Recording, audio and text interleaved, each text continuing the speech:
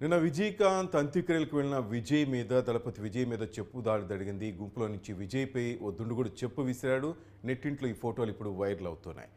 నిన్న సాయంత్రం విజయకాంత్ అంత్యక్రియలకు హాజరయ్యారు నటుడు విజయ్. అయితే ఆయనంటే నచ్చని కొంతమంది దుండగులు అక్కడ గుంపులో నుంచి ఒక చెప్పు విసిరారు. అది విజయ్కి చేరువలో నుంచి వెళ్ళిన దృశ్యాలు ఇప్పుడు నెట్టింట వైరల్ అవుతున్నాయి.